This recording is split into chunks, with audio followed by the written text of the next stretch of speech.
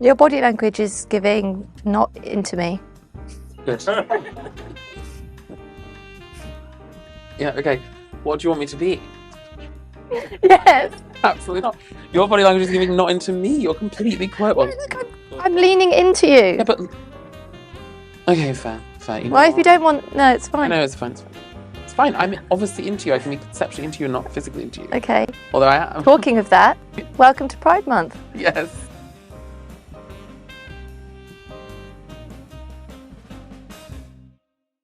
How's it going for you so far? I haven't really thought too much about it. I've thought a lot more about, like, scary things that are happening in the world, maybe, which is, you know, it's also, like, Pride Month is a time to reflect, I guess. What about you? It's quite encouraging that, you know, as a queer person, that's not the forefront of your mind Well, right now. it's interesting. I mean, I love us diving right in here, but I do think, like, Pride is, like, more complicated than it is often presented to be.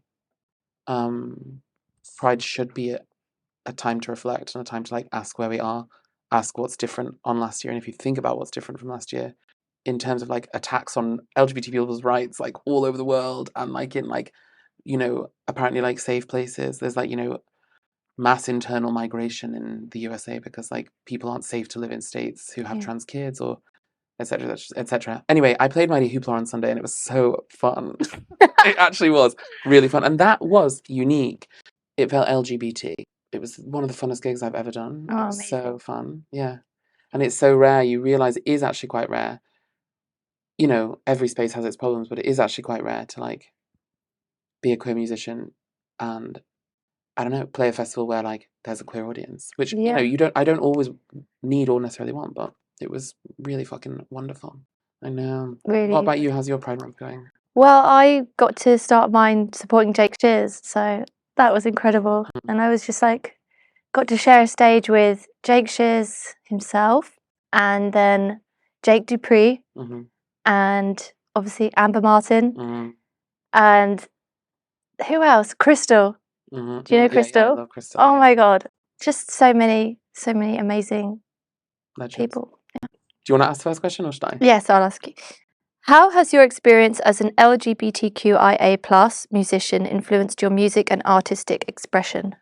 I think, like, my identities or identity, like, they completely affect my experience of the world and therefore, like, the way you see the world, right?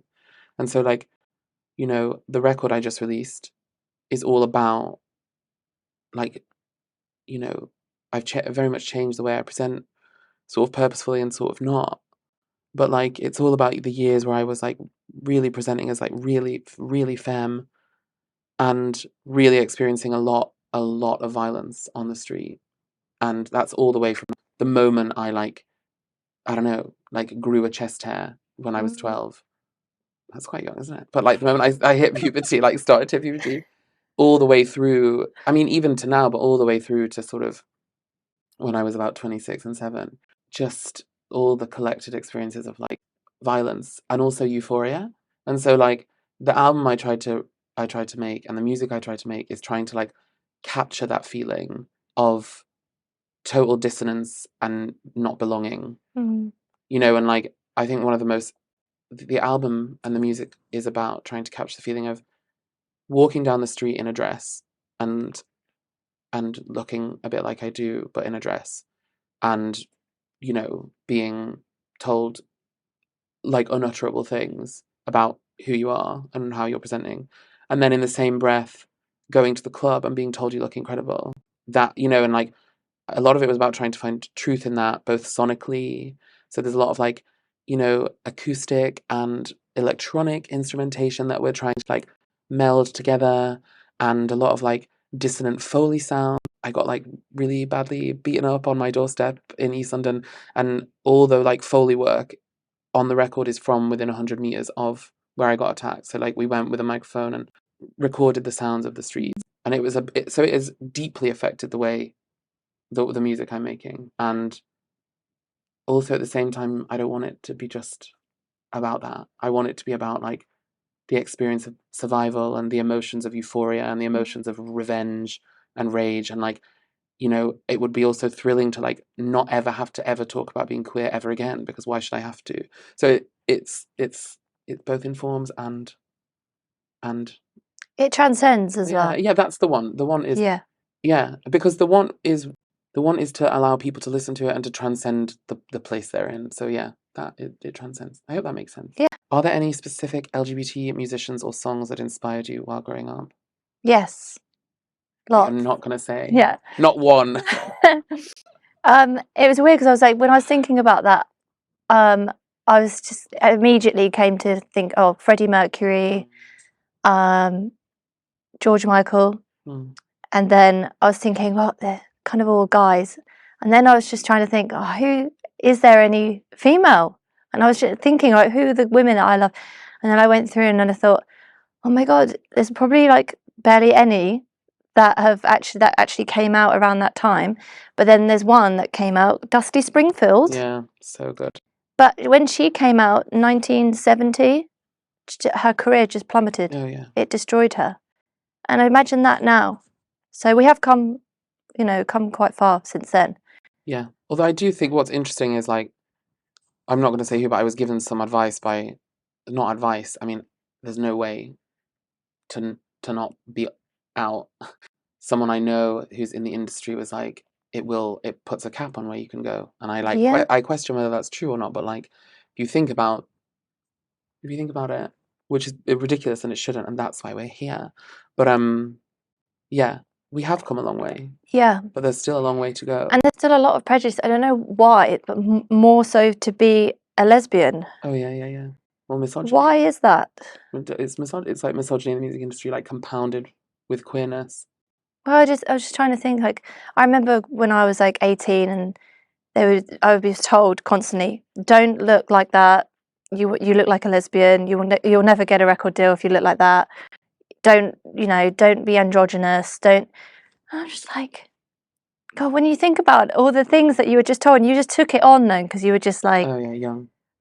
but it's just so wrong. And then I now think about these women that are being authentically them now, like Paris, Girly, flying the flag. It's great, and they are getting somewhere. But Yeah, I agree. But I do think they definitely probably could have been bigger if they weren't. I think one of the things that might have happened also as we've approached increased visibility and increased like acceptance is also maybe like a smoothing of the rough edges of like what our identities are. Do you know what I mean? There's like this false god that liberation is visibility, and that like we tempted by like brand deals or tempted by like economic liberation, right? But that is not the same as like rights, licenses, respect, and proper freedom to be sexually liberated, to be liberated in terms of our gender, to be liberated in terms of our expression, in terms of our employment, in terms of housing, all those things, in terms of healthcare.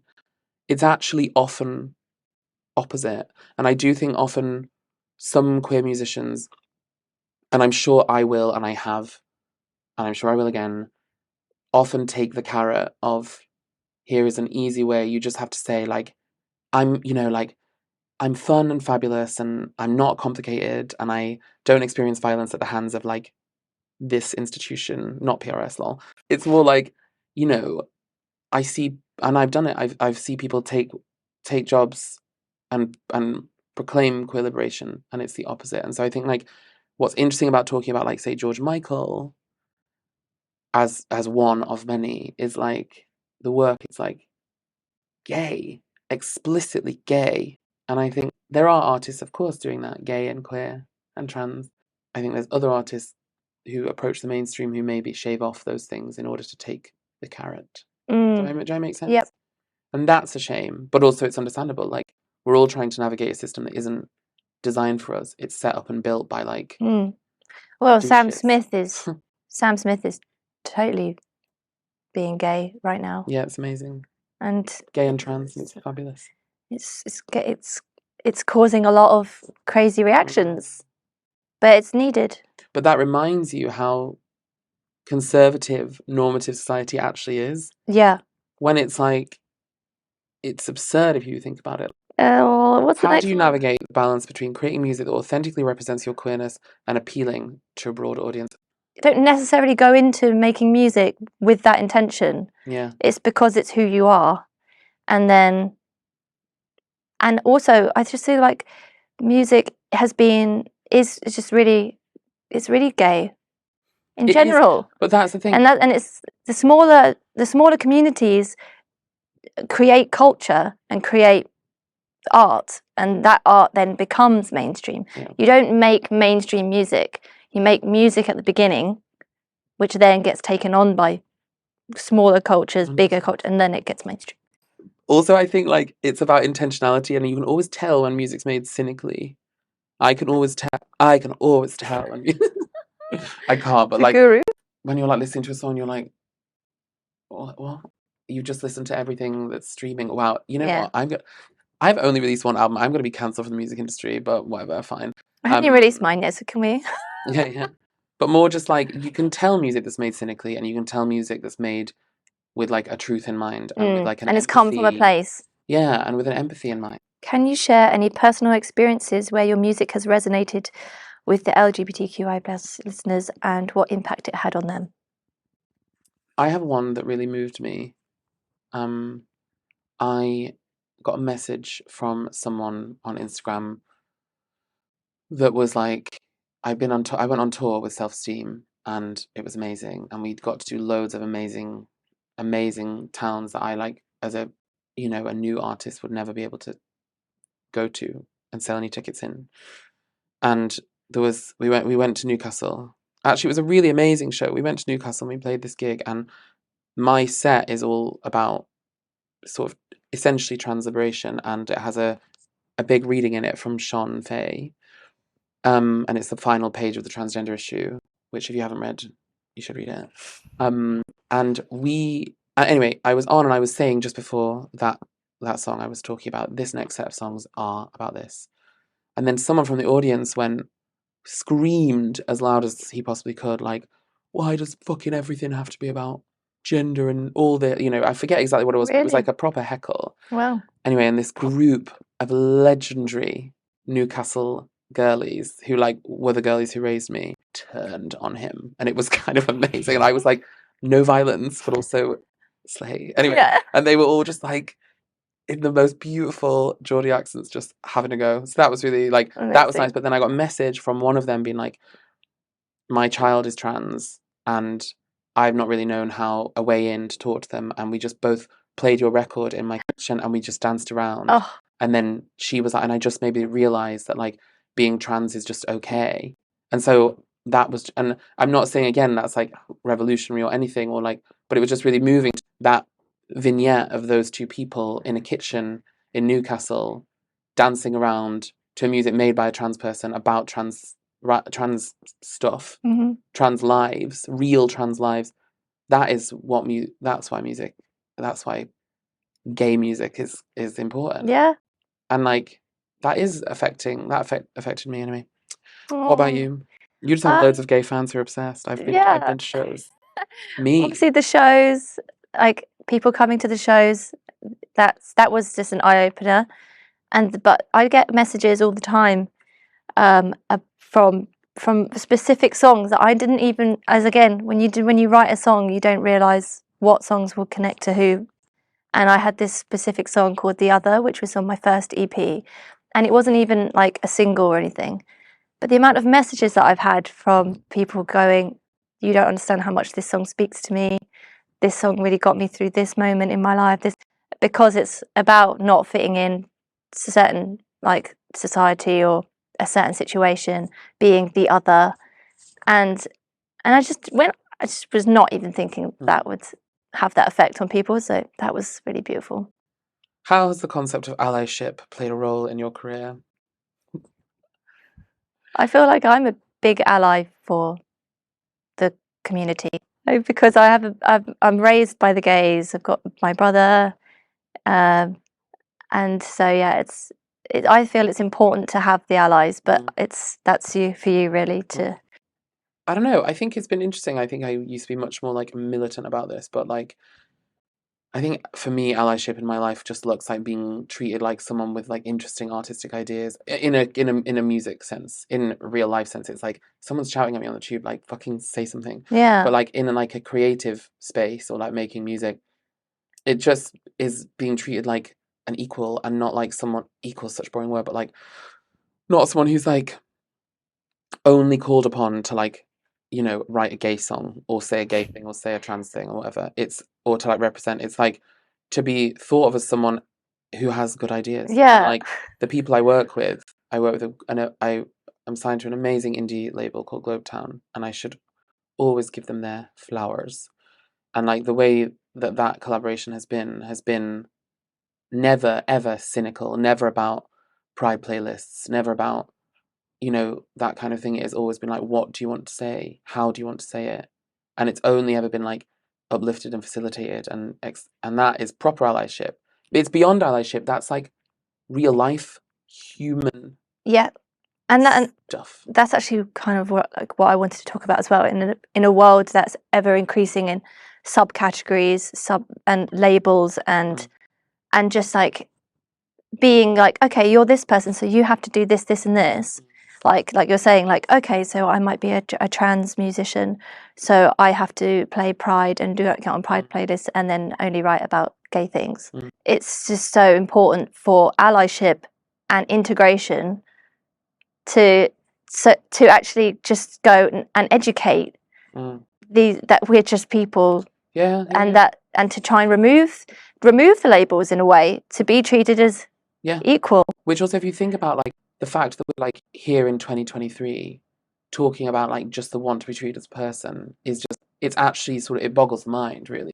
I really think that if technology hadn't been invented in the way it evolved, loving this, go for it. I really feel like if the technology hadn't evolved in the way it has gone down the social media path, we would be way further evolved. Yeah, I agree. Because we started with the internet, which was actually incredible, and it did find you people that were, you know, that you could find your people, and you could find out things that you never knew before. But now it's like you are dictated by an echo chamber. And I think there's critique of it happening though, right? Well, not yet. I don't know. Hopefully. I know what you mean. It's complicated. But the way that things have gone, it's just polarized so much now, so that people that are like completely and obviously right wing or whatever. Obviously 5G. Obviously 5G is the way future. Big issue. But like, I just feel like, you know, people can go about their lives and be in a complete bubble now, more so than ever. Completely. Like the 90s and 80s, it would be just like you'd throw a night and everyone would be there.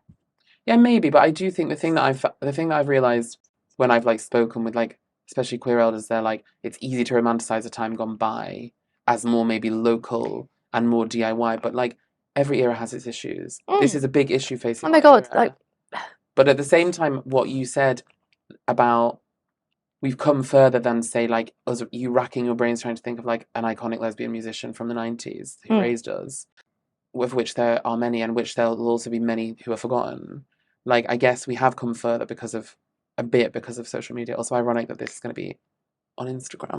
But yeah, I know what you mean. It's a complicated. It is really complicated. As an artist and a musician and a queer person, is to constantly ask questions, constantly break through the echo chamber. Yeah. Just for myself. Yeah. I want to be like, is that true? Like, a big thing about writing this record was I was like, is this strongly held belief true? Is it true? Is it workable in real life? Is it true that like all cis white men are monsters? No, just most. You know what I mean? What do you believe is the responsibility of non-LGBTQIA plus musicians and industry professionals in terms of supporting and advocating for queer artists? I think a really big responsibility is to make sure we integrate and do nights. I run a night called Hate the House, and I just think it's really important, not because we support every month LGBTQIA plus charities, and also charities for there's lots across the board. But I don't make it like an exclusive, like this is a queer night only queer people Yeah. come, because I want it to be like an education of everything. Like come down, see something you've never seen before, see artists from all different backgrounds, all different cultures, and then just have and that's a night. But it's really important, obviously, to have safe spaces, safe nights. But it's also really important to have that integration and to really try and like get people to brush their shoulders with people that they don't normally brush shoulders with. Yeah. Weird about this, about how like the music industry and artists and like non-LGBT music industry people can support queer people. Like, what is quite weird is like making work that you feel is like really like the experience of what it means to like, I don't know, walk down the street or like be alive lol, is seen as only LGBT, and it's actually not. And actually it's like this, weirdly what's been interesting is like most of the people that is like that this record and the touring spoke to were like, a lot of them were like, I guess like working class cis women, because like there's a shared experience. Yeah. And weirdly, most of my listeners on Spotify, even though I don't have that many, are men. And that's interesting because like it's really not a men album. It's probably all the women using their husband's account. I don't say that. I was quite loving the crossover, but okay, maybe. I'm joking. No, it totally is. I always just think, just ask yourself how someone would want to be treated. Ask yourself how someone would want to have their art listened to, or someone would want to have their like rights discussed. And like, it's just much easier. This whole allyship conversation, I have been through it hundreds of times, and it's just much easier if you look someone in the eye and you're like, what does this person, and think about them empathetically and be like, what do you need from me? What can I do? Yeah. And that's it. I don't know. I can't really give many and more not tips. not scared to ask a question. Yeah. Yeah, not scared to ask a question, but not a stupid one. There are some stupid questions. There are. What's your favourite colour? I mean, that's not a stupid question. Currently green, but it changes all the time. How do you think the music industry can improve its representation of LGBTQIA plus artists and create a more inclusive environment?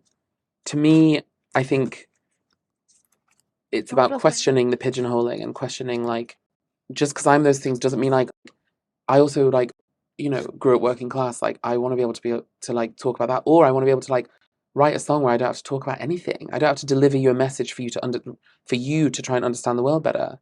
What if I like want to write a song about bread? I don't. Maybe I do, but like, what about allowing people to not just be on like a rainbow playlist?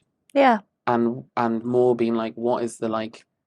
And what's interesting is people from the fringes and the margins, and from like who with outsider status, whatever that might be, always have a far more interesting perspective on life, because like they can see life in a different way. And so like, because of the way the world's treated you, the way the world's excluded you, but like if you've been excluded, you can like look on what there is and like offer some interesting and useful perspective